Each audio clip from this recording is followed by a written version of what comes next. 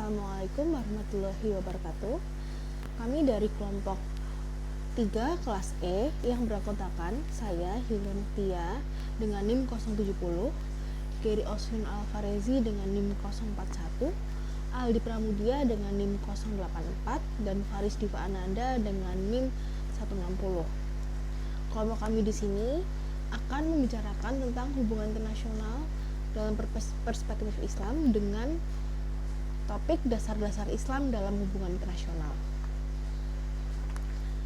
Sebelumnya saya di sini akan menyampaikan sedikit pengantar, di mana pada dasarnya manusia memiliki perbedaan dari selera, sikap, dan cara pandang serta pemahaman mereka dalam suatu masalah. Perbedaan ini secara tidak langsung berpengaruh terhadap sistem internasional yang ada dan mengakibatkan adanya perbedaan sistem yang merambah ke sistem internasional karena aktor HI di negara tersebut memiliki pemikiran yang berbeda. Hal ini mengakibatkan adanya perbedaan serta banyak timbul ketidaksepakatan dalam mengambil keputusan oleh manusia dalam suatu tatanan internasional. Saat ini hampir 50 negara muslim membentuk bagian penting dari arena internasional. Namun, di sini yang menjadi pertanyaan adalah apa yang menjadi dasar Islam sebagai pembentuk suatu hubungan bangsa. Untuk lebih lanjutnya, di sini kami akan menjelaskan beberapa fundamental yang merupakan gagasan dari Ali bin Abi Thalib serta diskusi oleh para kaum ulama. Yang pertama, dasar-dasar epistemik dan kognitif. Yang dimaksud adalah prinsip intelektual dan doktrinal manusia yang membentuk sikap dan perilaku mereka.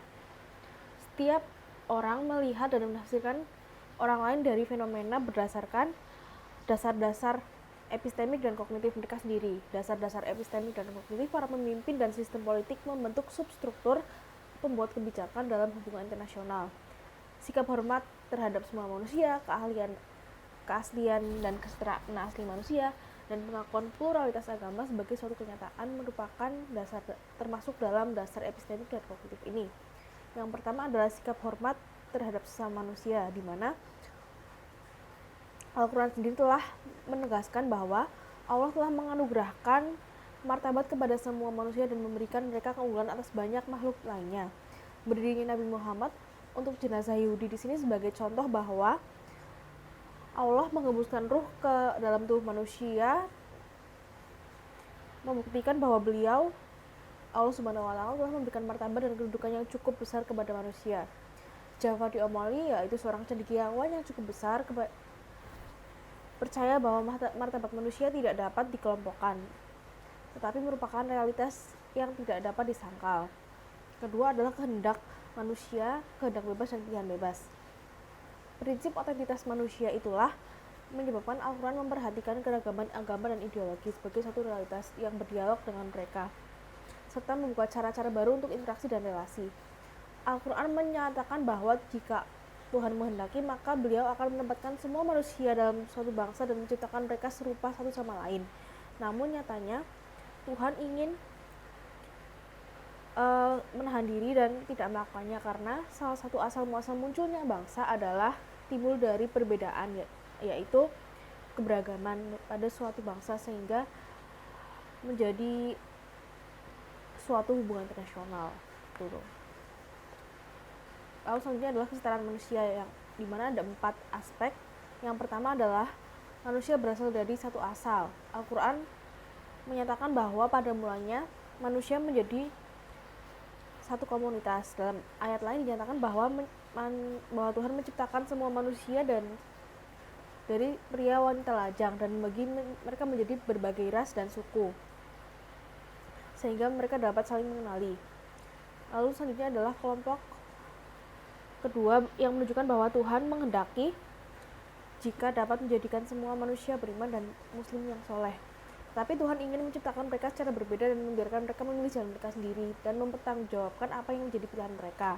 Lalu kelompok ketiga mengatakan bahwa bertindak secara benar dan manusiawi adalah sangat berharga dan penting terlepas dari apa agama seseorang.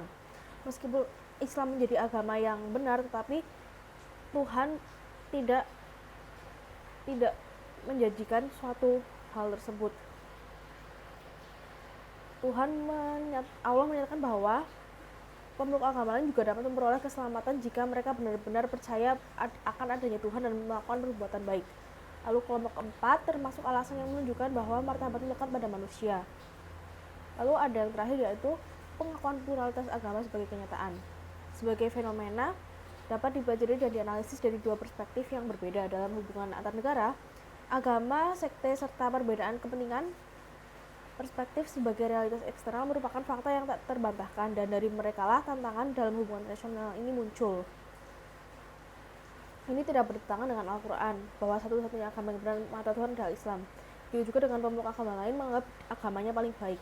Yang penting adalah, meskipun manusia mungkin menganggap kepercayaan, sikap, dan agama mereka sendiri sebagai yang paling sempurna, mereka harus tetap menghormati sikap dan juga bangsa lain, seperti itu.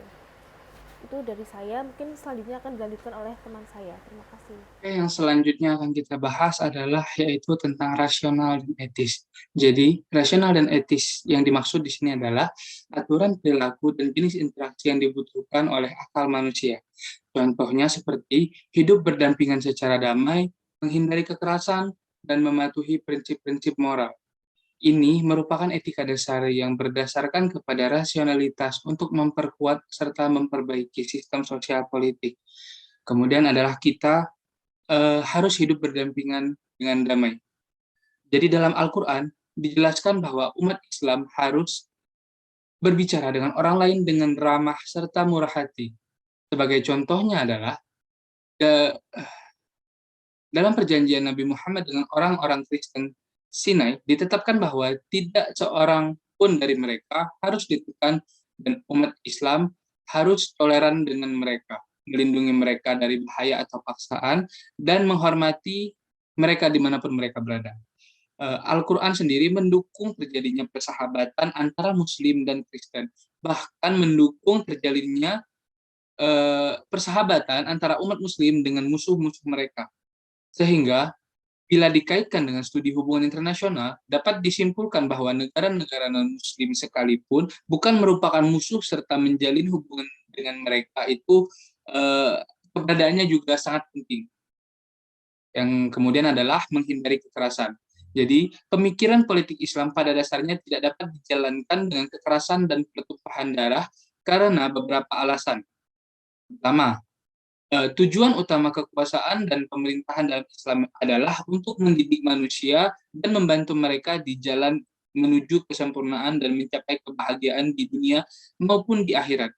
Yang kedua, pemikiran politik Islam didasarkan pada isu dan nilai moral, bertujuan untuk mengaktualisasikan nilai-nilai moral, manusiawi, dan ketuhanan dalam masyarakat. Yang ketiga adalah ciri utama pemikiran politik Islam dan tujuan terpentingnya dalam arena politik adalah untuk memajukan keadilan dan perlindungan hak baik di tingkat domestik maupun tingkat internasional. Kemudian yang keempat, menurut Islam, kekuasaan dan pemerintahan bukanlah tujuan, tetapi hanya sarana untuk mencapai tujuan yang lebih penting. Keadilan dan hak dapat dianggap sebagai basis terpenting dalam pemikiran politik Islam. Jadi penelitian menunjukkan bahwa semua ayat dalam Al-Quran tentang perang dan jihad itu dimaksudkan untuk tujuan yang defensif, dan tidak satupun dari ayat-ayat tersebut mendorong kekerasan dan perang. Contohnya adalah seperti perilaku Nabi Muhammad SAW saat melawan orang-orang kafir dan para penyembah berhala yang bersifat lebih ke arah defensif, seperti juga pertempuran dan konflik militernya. Setiap kali dia memperoleh kemenangan atas musuh-musuhnya, dia selalu bersikap lembut, baik hati, toleran, dan pemaaf. Yang terakhir adalah ketaatan pada prinsip moral. Jadi salah satu tujuan paling penting dari diutusnya Nabi Muhammad SAW adalah menyempurnakan nilai dan kualitas moral umat manusia. Dari zaman beliau hingga saat ini. Salah satu alasan untuk mengikuti petunjuk moral Islam di arena politik dan hubungan internasional adalah bahwa kepatuhan terhadap nilai moral dan mempromosikannya di masyarakat adalah salah satu tujuan terpenting Islam. Jadi menurut ajaran Islam, semua prinsip moral dan kemanusiaan harus ditegakkan di arena politik dan hubungan internasional di arena politik dan hubungan internasional, bahkan pada saat berperang. Contohnya adalah musuh yang berperang tidak boleh menghalangi satu sama lain untuk memiliki akses terhadap atau kepada air, makanan, dan kebutuhan serupa lainnya. Dan tidak boleh mencemari makanan atau minuman sesama atau membuatnya tidak bisa digunakan lagi. Jadi hal ini itu dijelaskan dalam Islam merupakan suatu pelanggaran. Dan selama pertempurannya, Nabi Muhammad SAW memperingatkan para pengikutnya agar tidak melanggar kepercayaan antara satu sama lain atau membunuh wanita dan anak-anak. Dia juga tidak menyetujui setiap pelanggaran kepercayaan selama perang dan menyuruh para pejuangnya untuk berperang, tetapi tidak melakukan penipuan, pelanggaran kepercayaan, ataupun pengkhianatan terhadap musuh-musuh mereka. Dan hal ini juga diterapkan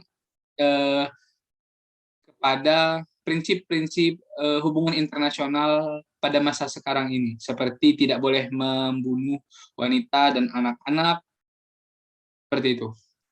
Sekian yang bisa saya sampaikan.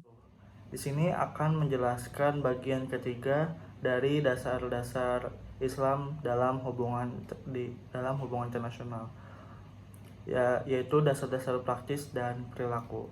Nah, jadi kontribusi Islam pada teori hubungan internasional juga membahas bagaimana dasar-dasar praktis dan perilaku kemudian menjadi metode yang memfasilitasi dan memajukan hubungan dalam interaksi bilateral dan multilateral dalam hubungan internasional.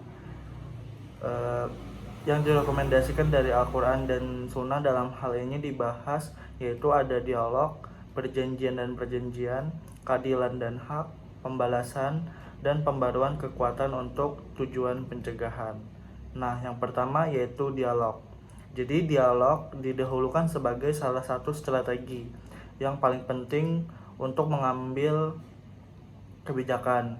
Nah, Al-Quran sendiri menekankan bahwa dialog harus mengambil tempat dengan memperhatikan, saling menghormati, dan menggunakan cara negosiasi yang diinginkan berdasarkan penalaran logis.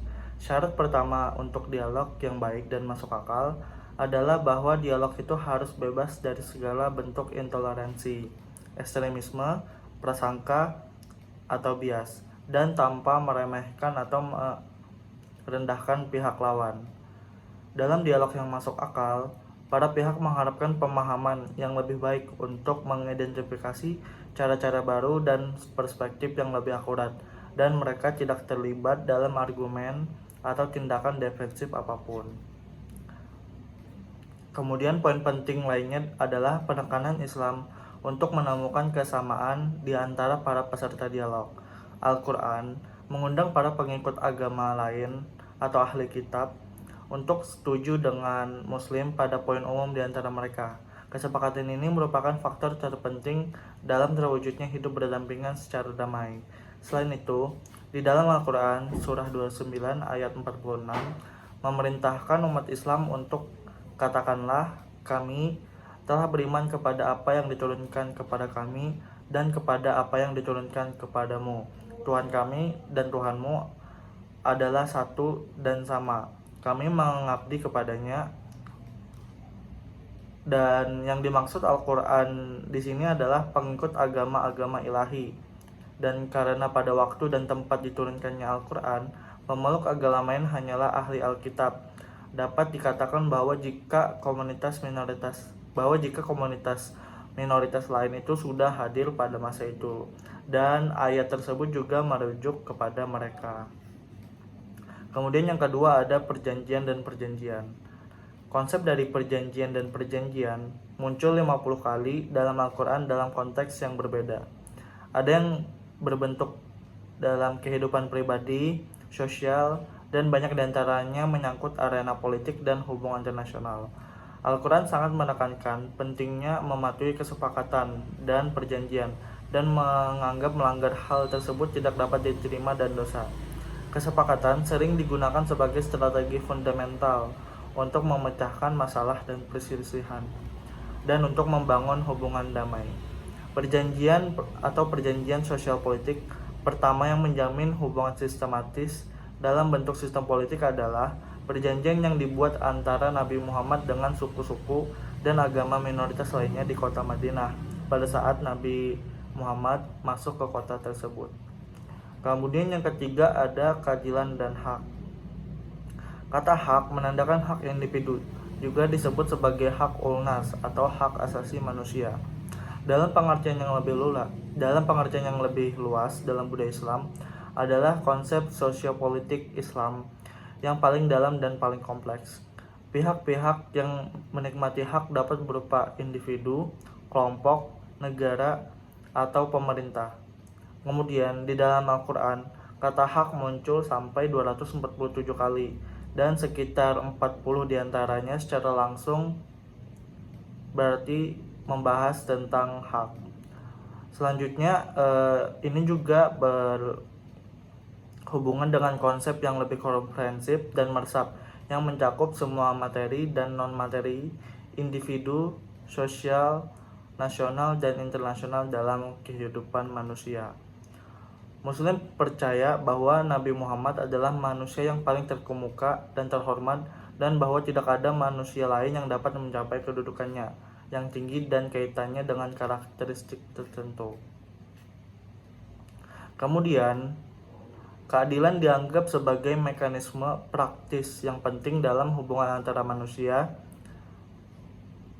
dan bangsa yang membantu melindungi hak dan menyelesaikan masalah secara efisien. Meskipun keadilan merupakan masalah kolektif, tidak serta-merta membutuhkan tindakan dan kesepakatan beberapa pihak. Lalu yang keempat ada pembalasan. Pembalasan termasuk di antara prinsip-prinsip Islam dalam hubungan internasional. Tetapi poin pentingnya adalah bahwa prinsip pembalasan ini tidak mutlak dan harus diterapkan dalam kerangka moral. Hal ini dibatasi pada kondisi tertentu yang ditentukan sesuai dengan prinsip keadilan dan moral. Sehingga oleh karena itu pembalasan tidak diperbolehkan dalam semua keadaan. Seperti yang ditekankan dalam Al-Quran, umat Islam harus menegakkan keadilan bahkan dalam pembalasan. Lebih lanjut, Al-Quran dengan jelas menyatakan bahwa jika suatu kelompok menindas dan penuh dendam mencegah umat Islam pergi ke Masjidil Haram, mereka tidak diperbolehkan untuk memperlakukan mereka secara menindas sebagai balasannya, tetapi harus berusaha menunjukkan kebaikan dan kebajikan dan menghindari kebencian, permusuhan, penindasan, dan bahwa mereka harus takut akan adanya Tuhan. Lalu yang kelima ada pembaruan kekuatan untuk pencegahan. Penekanan Islam pada perdamaian, persahabatan, dan hidup berdampingan secara damai dan mematuhi prinsip-prinsip dan aturan moral dalam semua keadaan begitu kuat sehingga dapat membuatnya tampak idealis sampai-sampai orang mungkin berpikir bahwa realita pahit masyarakat yang menderita ketidakadilan dan kejahatan telah diabaikan. Memang benar bahwa penekanan Islam pada perdamaian, konsistensi, dan ketekatan pada prinsip-prinsip moral begitu kuat sehingga signifikansi nilai-nilai ini tidak dapat dibandingkan dengan isu-isu militer. Namun ada sebuah ayat dalam Al-Quran di surah 8 ayat 60 dengan jelas bahwa umat Islam harus memperkuat kekuatan mereka untuk tujuan pencegahan. Ayat yang sama menekankan bahwa penguatan tersebut hanya untuk menakut-nakuti musuh dan memiliki tujuan defensif. Hal ini dapat dianggap sebagai strategi Islam untuk tidak pernah menindas orang lain atau membiarkan diri sendiri ditindas oleh orang lain.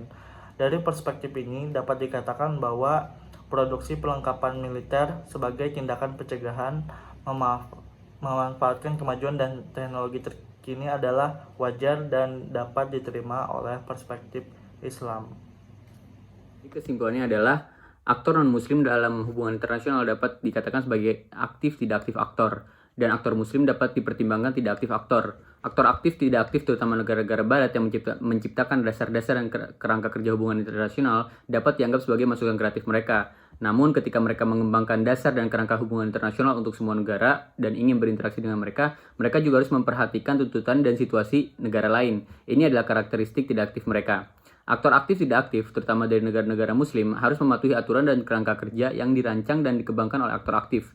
Ini adalah karakteristik tidak aktif mereka. Namun negara-negara ini mencoba untuk menyesuaikan kerangka kerja ini dengan situasi, kepentingan dan kebutuhan mereka sendiri, dan untuk mempengaruhi proses internasional sebanyak mungkin. Ini dapat dianggap sebagai input aktif mereka. Negara-negara muslim telah menerima kerangka kerja dan aturan yang mengatur sistem internasional karena dua alasan. Pertama, mereka tidak termasuk negara maju dalam beberapa tahun terakhir dan tidak memiliki peran aktif dalam perkembangan global dan internasional belakangan ini. Selama pembentukan sistem dan aturan internasional dalam 100 tahun terakhir, negara-negara ini sebagian besar berada di sela-sela dan tidak aktif. Kedua, umat muslim menganggap beberapa dari fundamental aturan dan kerangka kerja ini benar dan rasional. Dalam hal bagian yang mereka anggap salah dan tidak adil, negara-negara ini tidak dapat berbuat apa-apa selain berusaha untuk menerima dan mematuhinya, mencari keuntungan mereka sendiri jika memungkinkan. Dalam teks-teks Islam awal seperti Al-Quran dan Sunnah dan akibatnya dalam tulisan-tulisan para cendekiawan muslim sepanjang sejarah, terdapat tema, diskusi, dan aturan untuk hubungan dan interaksi dengan negara dan bangsa lain. Namun umat Islam belum melakukan tugas yang sulit untuk menyajikannya dalam bentuk yang lebih dapat diterima secara luas. Bagian yang benar dan adil dari dasar-dasar dan aturan sistem internasional di dunia modern berakar pada rasionalitas dan kedewasaan intelektual mereka yang telah mengembangkannya. Sedangkan bagian yang salah dan tidak adil didasarkan pada keinginan untuk superioritas pada bagian dari orang-orang tertentu, negara bagian, dan kelompok penekan. Dengan memperkenalkan dasar-dasar dan aturan Islam, yaitu Al-Quran dan Sunnah, ke dalam aturan dan kerangka ini tampaknya akan ada lebih banyak rasionalitas dan harmoni dalam kerangka ini, dan bahwa mereka akan menghasilkan lebih banyak keadilan dan perdamaian di dunia. Sikap Islam terhadap berbagai isu dan subjek, termasuk politik dan internasional, pada dasarnya humanistik dan moral, dan juga lebih sesuai dengan esensi manusia. Perbedaan ritual, hukum, dan aturan-aturan umat Islam dan non-Muslim tidak akan menimbulkan masalah atau perselisihan, karena Islam tidak memberlakukan hukum dan aturannya pada non-Muslim. Selain itu, perlu dicatat bahwa tidak ada perbedaan antara Muslim dan non-Muslim dalam masalah seperti martabat manusia, melindungi hak, mempromosikan keadilan, dan berpegang pada prinsip-prinsip moral dan manusia. Terima kasih. Wassalamualaikum warahmatullahi wabarakatuh.